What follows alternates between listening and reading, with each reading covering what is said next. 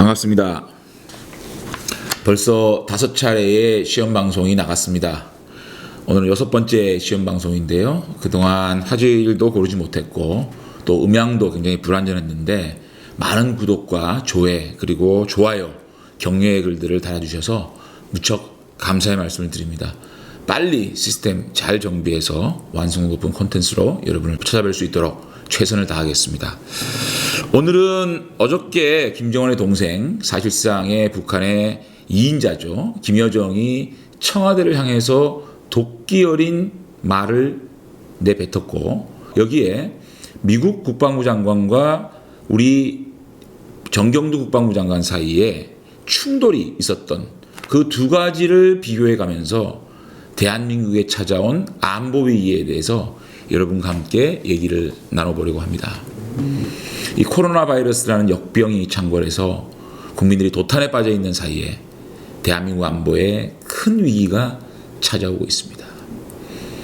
정말 부끄럽게도 대통령이 3.1절 기념사에서 또다시 북한을 들먹이면서 북한과도 보건 분야의 공동협력을 바란다고 유화적인 제스처를 쓰자마자 기다렸다는 듯이 북한은 초대형 방사포를 쏘아 올렸습니다. 청와대가 정의용 안보실장 차원의 유감을 표했습니다. 그동안 우리에게 도도한 웃음으로 마치 평화의 전도사인 양 한국을 떠나들었던 김정은의 동생 김여정이 나타났습니다. 그리고 전응한 사고방식, 3살 난 아이들, 겁을 먹은 개가 더 요란하게 짖는다. 하나하나가 다 구체적이고 완벽하게 바보스럽다. 이런 차마 입에 담지 못할 원색적인 비난을 쏟아냈습니다. 이 김여정이 로얄 패밀리의 신분으로 자신의 이름을 직접 걸고 문재인 정부와 청와대를 맹비난하는 담화를 낸 것입니다.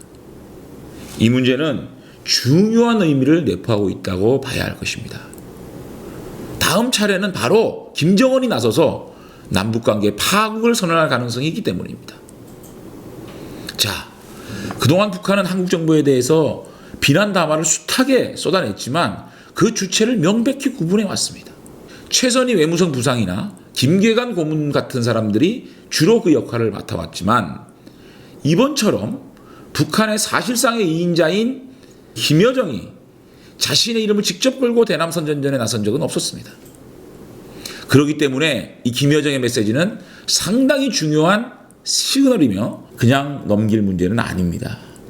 앞으로 남북관계가 완전히 파탄으로 갈 수 있다는 신호탄이기도 합니다.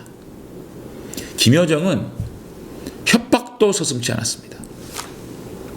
3월 예정했던 한미연합훈련도 남조선에 창궐하는 신형 코로나 바이러스가 연기시킨 것이지 청와대 주인들의 결심에 의한 것이 아니다. 한미연합훈련을 한다면 파국으로 간다는 협박인 거죠. 저는 문재인 대통령이 이 메시지에 대해서 또다시 굴욕적으로 대할 것인지 지켜보겠습니다.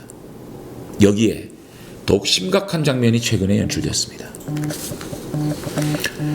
정경두 국방부 장관과 마크 에스퍼 미국 국방부 장관이 24일 기자회견장에서 방위비 분담금 문제로 공개 충돌했습니다.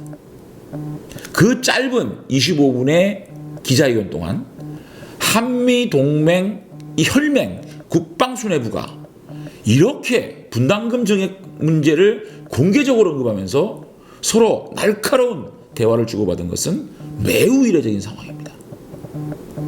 미국이 한국을 바라보는 시각이 달라진 것이 아니냐, 이런 말이 나오기에 충분합니다.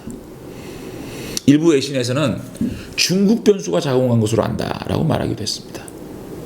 한국이 중국에 기울었다라는 트럼프의 인식이 반영된 것은 아닌가, 이런 해석도 나옵니다.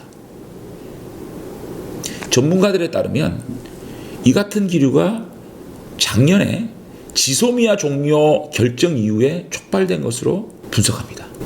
외신들은 러시아와도 유지하는 지소미아를 종료하겠다는 한국의 결정을 미국은 미중 패권 경쟁에서 중국의 편을 들겠다는 신호로 받아들였다라고 설명하고 있습니다. 이것이 한미동맹의 정통적 신뢰가 깨지고 있다는 반증입니다.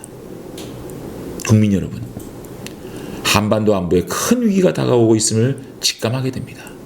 한미혈맹의 굳건한 틀 안에서 지켜왔던 대한민국 안보가 중국의 어정쩡한 눈치 보기로 인해서 파국으로 치닫고 있다고 보여집니다. 여기에 백두혈통 김여정이 전면에 나서서 언제 봤냐는 듯이 입에 담기 힘든 말들을 쏟아내면서 미사일마저 마구 쏘아대고 있습니다. 진퇴양난입니다. 사면초가입니다. 우리는 이제라도 심각하게 돌아봐야 할 것입니다. 가짜 평화 공세에 놀아난 것은 아닌지, 그동안 북한과의 화려한 평화 이벤트를 통해서 도대체 우리는 뭘 얻었는지, 안보는 힘의 균형 속에서만 지킬 수 있다는 만고불변의 진리를 문재인 정권은 빨리 깨달아야 할 것입니다. 인도와 파키스탄이 재래 무기로 대치할 때 얼마나 많은 사람들이 죽어나갔습니까? 이 인도와 파키스탄이 서로 핵으로 무장해서 공포의 균형을 이룬 지금, 이 인도와 파키스탄 사이의 무력 충돌이 사라지고 있지 않습니까? 강력한 힘을 바탕으로 하지 않는 평화는 허구이며 가짜 평화라는 사실을 문재인 정권은 빨리 깨달아야 합니다. 한미동맹의 와해, 북한의 도발, 이런 것이 이어지면서 한반도에 전례 없는 긴장감이 돌고 있습니다. 감사합니다. 다음 시간에 뵙겠습니다.